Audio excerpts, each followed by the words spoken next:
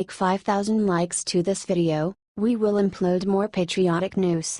Thank you. Reba McEntire's powerful new song will destroy every single Trump hater in America.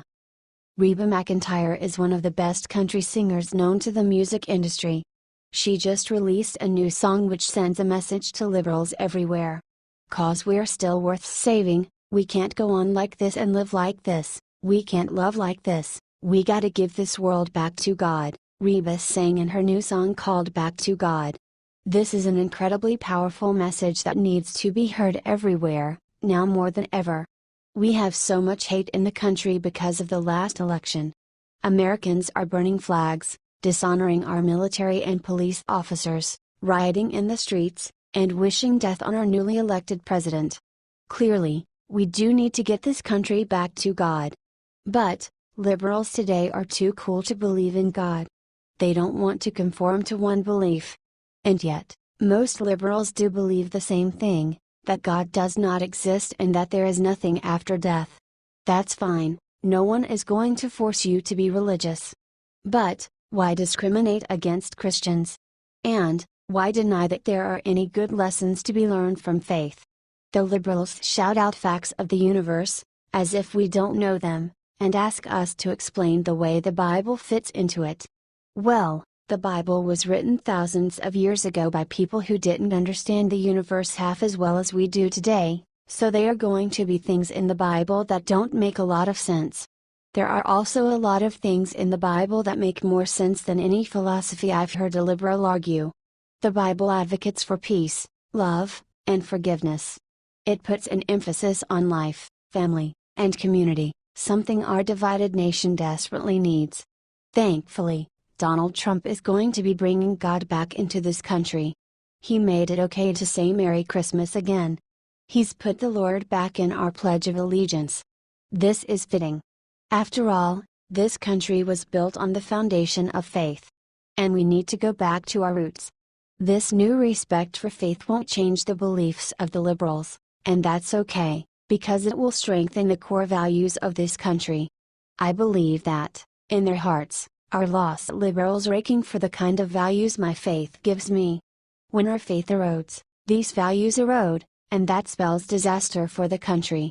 As Reba says, you gotta get down on your knees, believe, fold your hands and beg and plead, you gotta keep on praying.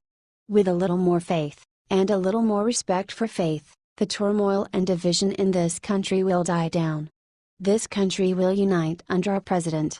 What do you think about Reba's song and how it pertains to America right now?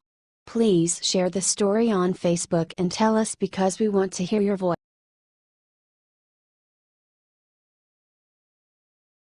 Breaking: Jeff Sessions will treat sanctuary cities like criminals. The Justice Department led by Attorney General Jeff Sessions is now going to treat sanctuary cities the way they deserve to be treated, like the criminals they are. Robert Hur made a statement against sanctuary cities Thursday, speaking on the threat of criminal gangs like MS-13. Finally, we are also holding sanctuary cities accountable for their lawless conduct, Hur told reporters at a White House briefing Thursday. The Attorney General will not allow sanctuary cities to become sanctuaries for criminals. Advertisement, Immigration and Customs Enforcement Agency top dog, Acting ICE Director Thomas Homan, also chimed in at the meeting and called the cities a criminal's best friend. Homan was very adamant about ICE doing what they need to do to enforce the laws on the books regarding illegal immigration. He even brought up the future border wall as one more tool in the toolbox. Attorney General Jeff Sessions is a very devout supporter of enforcing the immigration laws, is very adamant about punishing sanctuary cities. He is vowing to withhold millions of dollars in federal funds originally directed to those cities. This is what the American people should be able to expect from their cities and states, Sessions said, adding that the measures are long overdue requirements, that will help us take down MS-13 and other violent transnational gangs, and make our country safer. This is exactly what we needed. We need the liberals to learn their place, and they need to learn that their social experiments have no place in American law. Illegal immigration is illegal. I'm not sure how that is so confusing for the left. Law is law, don't break the law. There is a reason loads of criminals or liberals, they don't think the laws apply to them. It's actually quite pathetic. Advertisement. What do you think of Jeff Sessions being a driving force behind getting rid of the sanctuary city?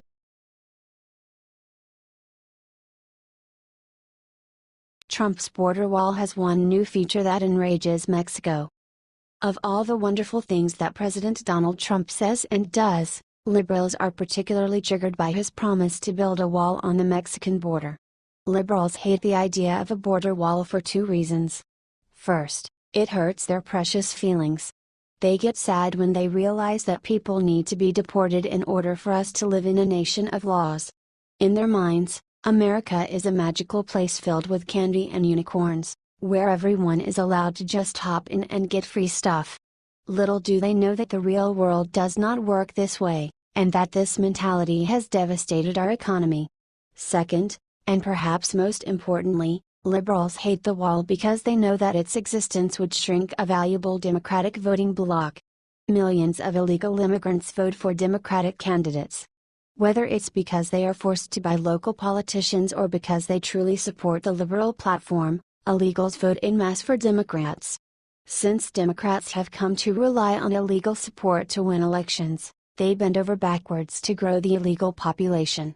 They know that any plan to restrict illegal immigration would hurt their electoral chances, and thus they oppose the wall. As a result, liberals were quick to celebrate when the administration announced that it would delay plans to build a wall. They got so carried away with excitement that they even made fun of the president and his supporters for believing that such a project could be completed in the first place. Now, however, the joke is on them. As reported by Fox News, the agency in charge of U.S. border security plans to start building prototypes for President Trump's proposed wall with Mexico later this summer. Ronald Vitiello, Customs and Border Protection's acting deputy commissioner, said Tuesday that 4 to 8 companies will get contracts for prototypes in San Diego that could be models for the roughly 2,000-mile border. Companies will have 30 days to complete the models. Watch this video about a possible wall prototype. It looks like we will get our wall, and it looks like it will be better than anyone expected. Leave it to President Trump to take a construction project and make it even better. Most people expected the wall to consist of simple concrete slabs. Trump, on the other hand, wants only the best. That is why he is open to a more innovative wall, which contains solar panels and other fascinating high-tech features. Of course, Mexico cannot be happy about this, watching their rich high-tech neighbor come up with solutions that will allow them to keep out illegals and make money back while they are at it. All while they still worry that Trump will penalize them on trade for the way they have hurt America's economy all these years. Regardless of the wall's exact nature, Americans should be ecstatic that a wall will end up being built. Our southern border has been wide open for far too long. Millions of individuals, including criminals, gang members, and terrorists, have entered the United States by simply passing over some bushes or a small wire fence. Once they arrive here, they sell drugs and commit other crimes. Even non-criminal illegal immigrants cause problems by taking jobs and receiving welfare benefits. This must come to an end if we ever want to fix our broken economy and culture. Fortunately, President Trump is committed to making America great again. It looks like now we will finally get to build the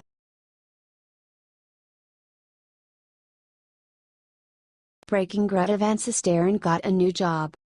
At least for now, it's settled. Since MSNBC canned Greta Van Susteren, she has been getting all chatty on Twitter contemplating her next move, which thankfully has arrived. USC's Annenberg Center is bringing her aboard, where she'll work with students, appear on USC panels and produce books, journalism and academic projects, the center announced Thursday. In late June, MSNBC fired Van Susteren less than 6 months after she began hosting a 6 p.m. show there. They replaced her slot with a new show by Ari member. Before that, Van Susteren worked at Fox News for 14 years as host of On the Record. She resigned in the fall of 2016, saying she hadn't felt at home at the network for a few years. But maybe this new fellowship isn't the end all for Van Susteren. On Thursday, When a follower suggested he'd buy Fox News and let her run it, she replied, "I would love to run a news organization. Having been labor for 25 seconds, I have some ideas about how management can improve news orgs." Another fan called her a breath of honesty and said she'd be missed on cable news. GVS left the door open more than crack, saying, "I may be back. If the right opportunity comes along. If not, there are many exciting things to do in the world."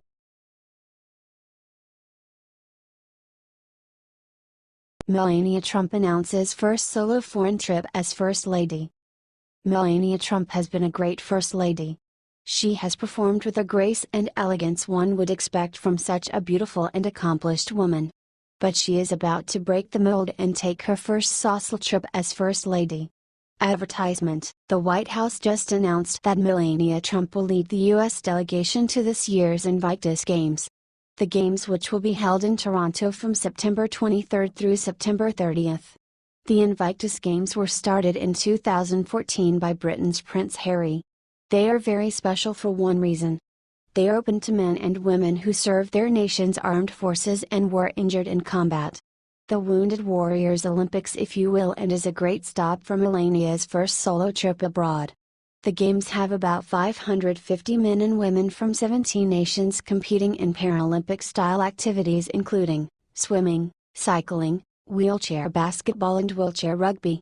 In just 2 short years, the Invictus Games have allowed thousands of injured and wounded servicemen and women from many different countries to participate in adaptive sports competitions, something that should be lauded and supported worldwide.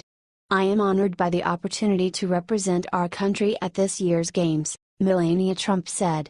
"I was heartened by the great success of the inaugural Invictus Games that took place in London in 2015, and the second Games in Orlando, Florida, last year," she added.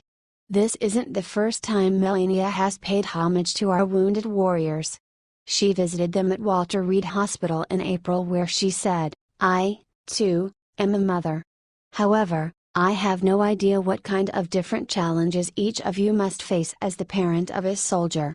And while you stand with many other parents so strong and so proud, I am sure that you sometimes march on this journey alone," she told the soldiers and their parents. Advertisement: share this if you think this is the perfect place for Melania to take as her first solo trip.